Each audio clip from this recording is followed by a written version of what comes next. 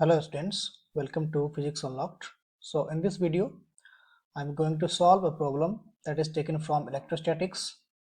तो इस क्वेश्चन में दिया गया है Consider a non-conducting sphere of radius r with center O. A spherical cavity of radius r by 2 is created with its center r by 2 from O. The remaining sphere has charge q uniformly distributed in it. The cavity is now filled with equal negative charge minus q uniformly.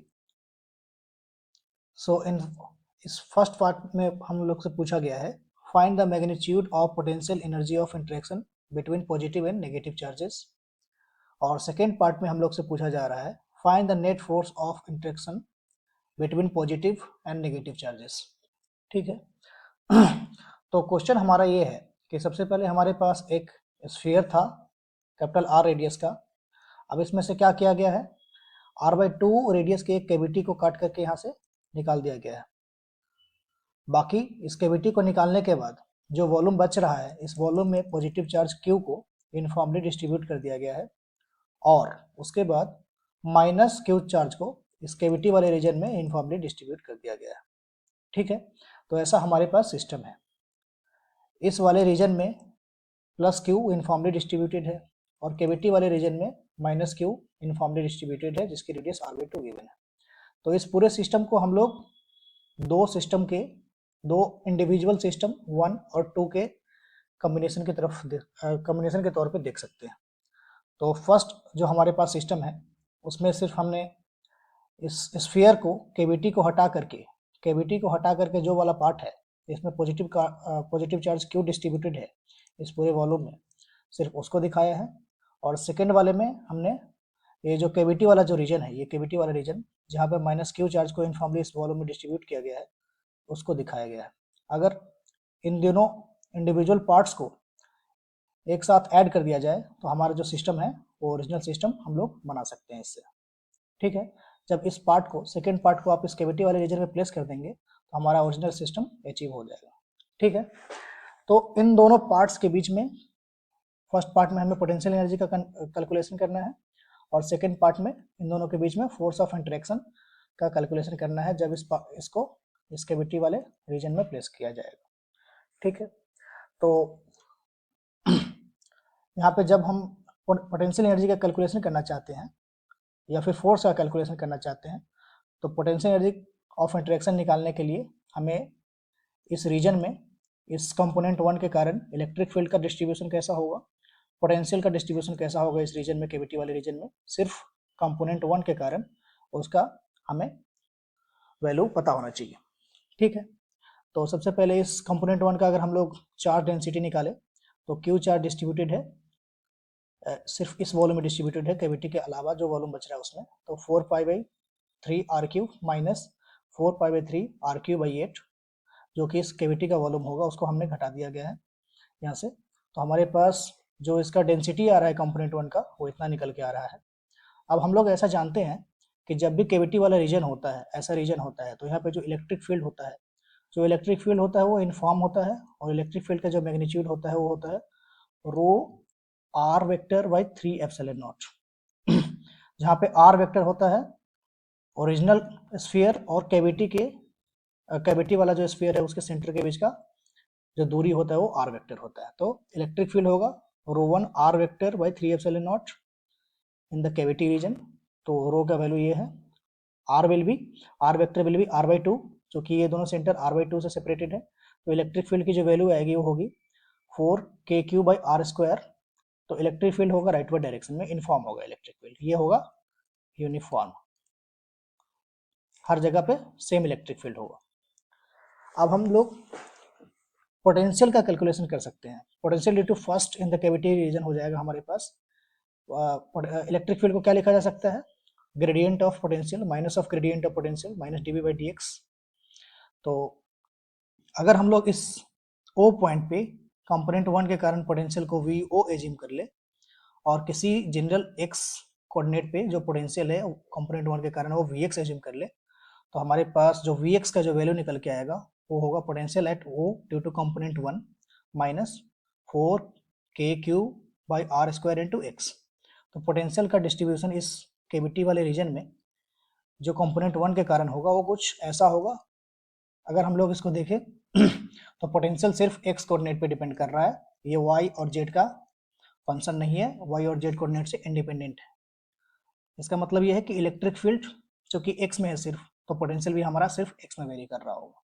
ठीक है, तो अब हमें निकालना क्या है, first part में potential energy of interaction. तो अब चलते हैं अगले पेज पे। तो चूंकि जो हमने पोटेंशियल निकाला है, सॉरी, हमने पोटेंशियल का जो डिस्ट्रीब्यूशन निकालना है Vx, वो होगा V at this point O minus this expression. अब इस एक्सप्रेशन में VO अननोन है, तो VO कैसे निकाल सकते हैं, इस कंपोनेंट के कारण इस पे यहाँ पे पोटेंशियल निकालना है। तो यहाँ पे पोटेंशियल कैसे निकालेंगे, पूरा स्फीयर अगर होता तो उसके कारण पोटेंशियल लिख लिया, minus potential due to this sphere.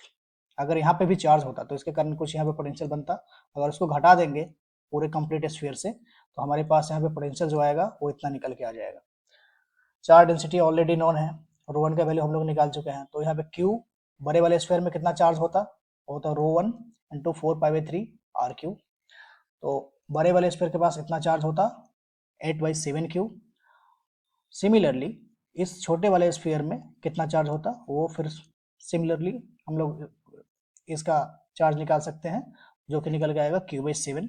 तो इसमें Q/7 चार्ज होता और इस रीजन में होता, पूरे स्फीयर में होता 8Q/7। ठीक है, तो पूरे स्फीयर की वजह से यहाँ पे पोटेंशियल होगा इतना 3/2 KQ/R, क्योंकि सेंटर पे होता है, स्फीयर के सेंटर पे जो पोटेंशियल होता है वो इतना होता है अगर सॉलिड स्फीयर हो तो। अब इस वाले चार्ज के कारण जो पोटेंशियल होता है उसको हमने घटा लिया है, तो हमारे पास जो पोटेंशियल निकल के आया है वो आया है 10 KQ/7R। यह है V at O due to component 1। ठीक है, अब इस एक्सप्रेशन में VO के वैल्यू को सब्स्टिट्यूट कर देंगे तो हमारे पास पोटेंशियल का डिस्ट्रीब्यूशन आ गया x के टर्म में।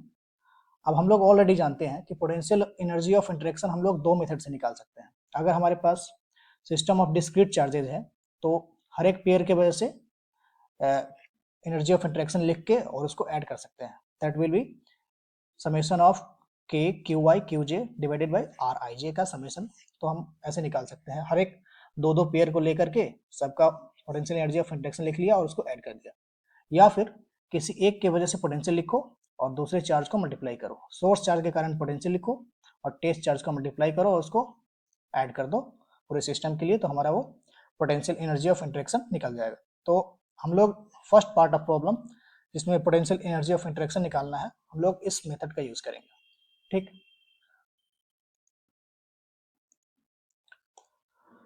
so potential energy of interaction will be potential due to first component at any x location into qi elemental charge of second component। ठीक है, तो इसके कारण x के टर्म में पोटेंशियल लिख लिया किसी xi कोऑर्डिनेट पे, वहां पे हमने किसी चार्ज qi को एज्यूम कर लिया। अब इस qi और इस v के बीच में जो पोटेंशियल एनर्जी ऑफ इंटरेक्शन होगा वो ये होगा, इसको हम ऐड कर देंगे सारे qi के लिए। तो ये है कांस्टेंट टर्म, तो यहाँ पे आ जाएगा समेशन ऑफ qi, ये भी कांस्टेंट टर्म है। हमने इसमें क्या किया है, तो समेशन ऑफ qi से नीचे डिवाइड कर दिया है, समेशन ऑफ qi से ऊपर मल्टीप्लाई कर दिया है, तो हमारे पास कुछ ऐसा टर्म आ गया है, summation of qi xi divided by summation of qi whole multiplied by summation of qi। तो ऐसा जो एक्सप्रेशन है हम लोग ऑलरेडी फैमिलियर है सेंटर ऑफ मास में, summation of mi xi divided by summation of mi जो होता था हमारे पास वो सेंटर ऑफ मास का x कोऑर्डिनेट होता था।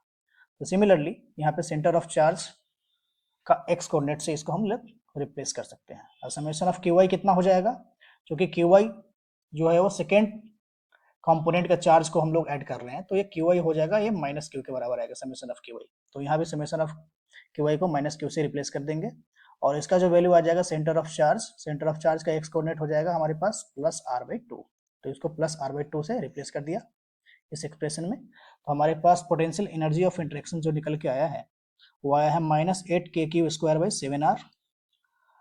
So this is the answer of first part of this problem. और सेकेंड पार्ट में हमें फोर्स ऑफ इंटरेक्शन निकालना है।